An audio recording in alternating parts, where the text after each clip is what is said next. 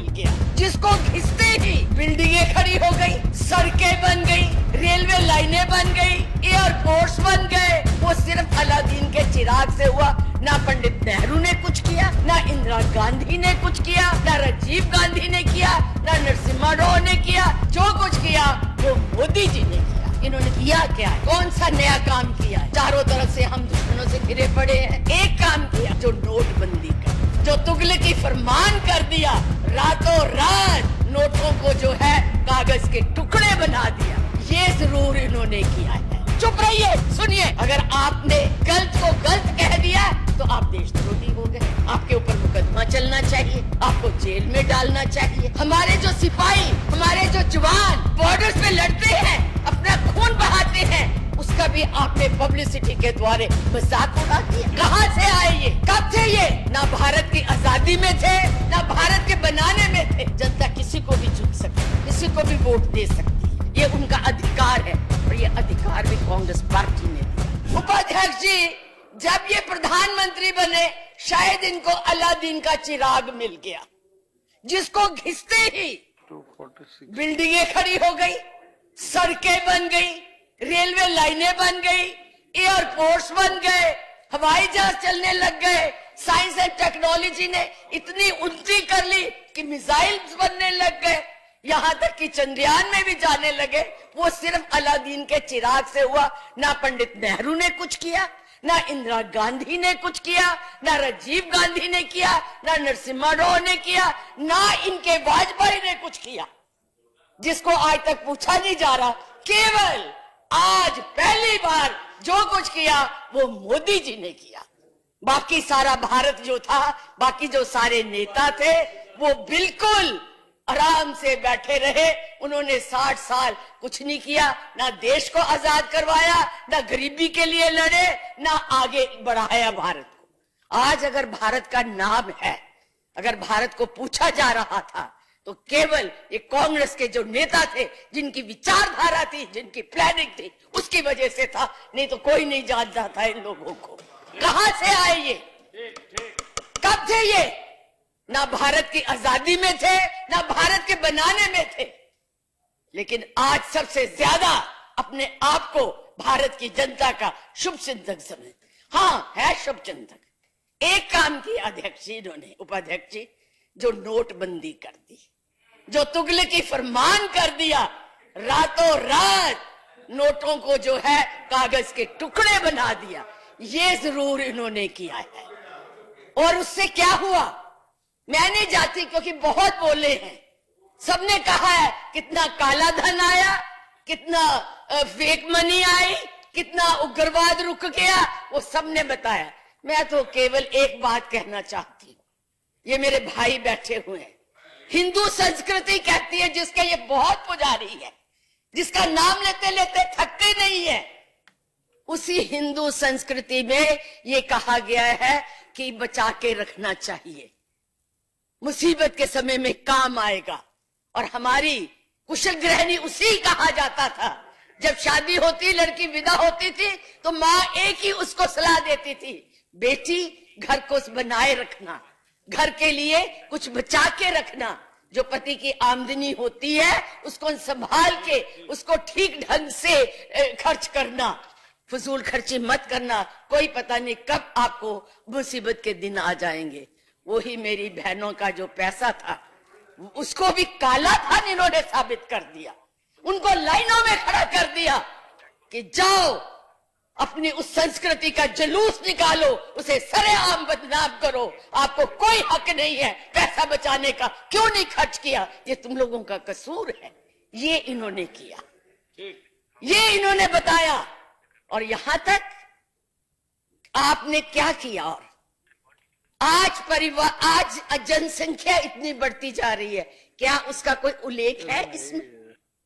कोई उसके बारे में सोच है इसके बारे यहाँ इस इतने बड़े अभिभाषण में?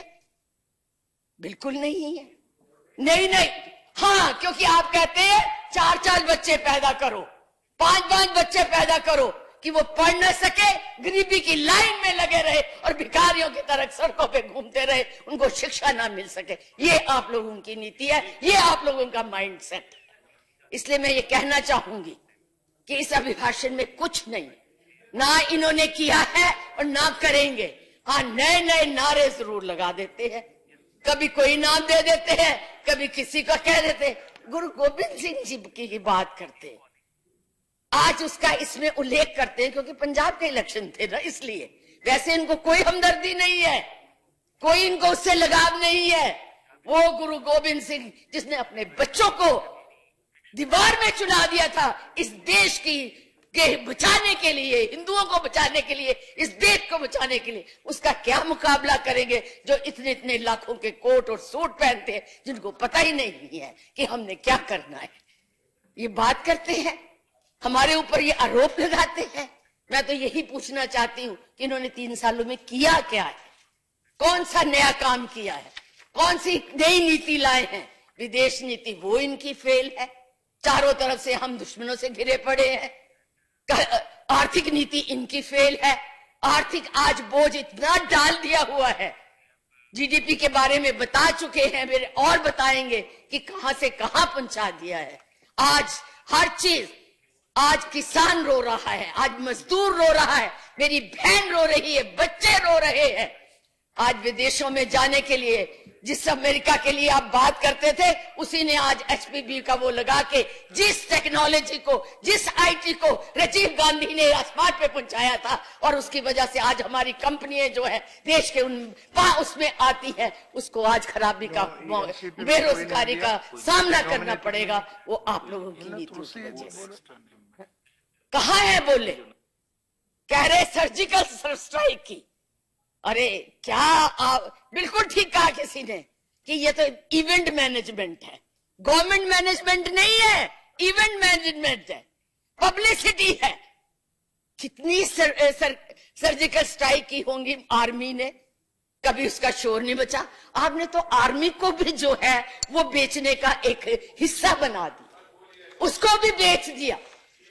हमारे जो सिपाही, हमारे जो जवान बॉर्डर्स में लड़ते हैं, अपना खून बहाते हैं, उसका भी आपने पब्लिसिटी के द्वारा मजाक उड़ा दिया, अपनी शोहरत के लिए, अपने मुंह मियां मिठू बनने के लिए, अपनी बहादुरी दिखाने के लिए।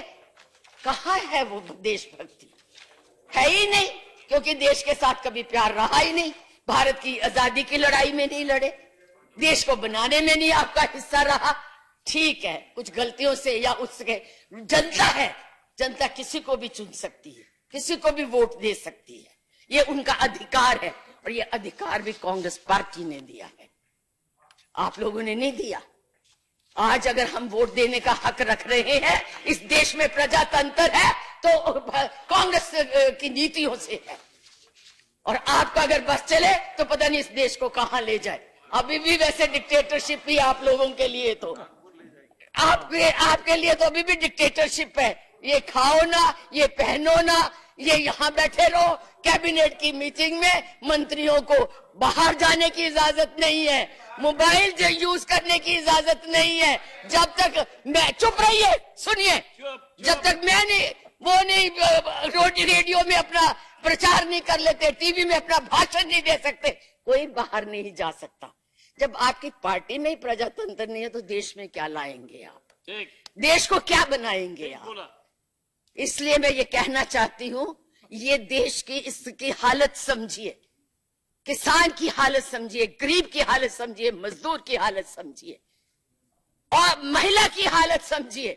लॉ एंड ऑर्डर इतना खराब हो गया है, जितने केसेस आज रेप के बाहर आ रहे हैं, इतने कभी नहीं हुए थे।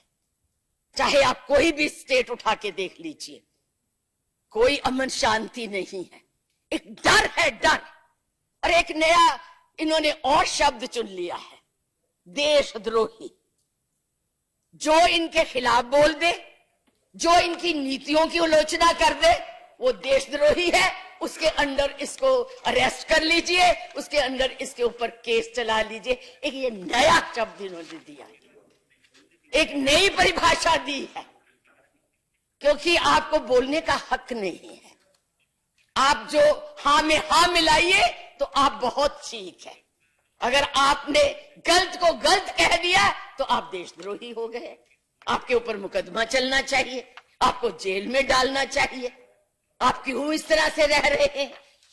पहनने का एक यूपी में एक और नया काम शुरू कर दिया है, जो मैनिफेस्टो आया है। मैनिफेस्टो में क्यों दे रहे हैं? आप कानून बनाइए, कानून को इंप्लीमेंट कीजिए।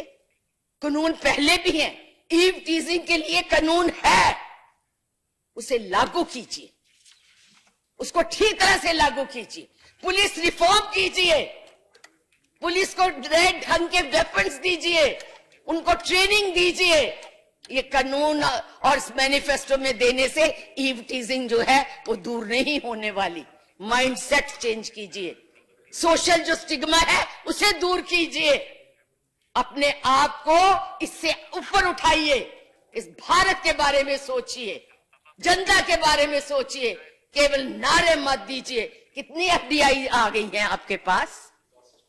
मैंने खुद देखा है, अंबाले में किसान आलूओं की ट्रॉली लेके डीसी के ऑफिस के सामने फेंक रहे कि बेच तू इसको, और आप कहते हैं कि कुछ हुआ ही नहीं, इसका कोई असर ही नहीं हुआ। कितनी जनता, कितनी लेबर आज अपने अपने प्रदेशों में चली गई है, इसका जरा हमें सर्वे करके बताइएगा, फिर पता लगेगा। क्योंकि हम राज्यसभा के मेंबर है ना, हमें जनता से नहीं बात करनी पड़ी। जरा लोकसभा के मेंबर से, एमएलए से पूछिए जनता क्या हाल करती है। आपके ही एक एमपी के साथ हुआ था यही, जहां पे वो बड़ा भाषण दे रहा था, उन्होंने कहा जी अंदर आइए, वो जूतों से पीटा कि तुम नोटबंदी की बात करते हो। आज यहाँ हम बेकार हो गए, आज हम यहाँ भूखे मर रहे हैं और नोटबंदी की प्रशंसा करने आए हो। हकीकत को समझिए और अपने आप को बदलिए। केवल ये मत सोचिए कि यही रहेंगे, बड़े बड़े नहीं रहे, सिकंदर नहीं रहा और नहीं रहे, हर को जाना पड़ता है।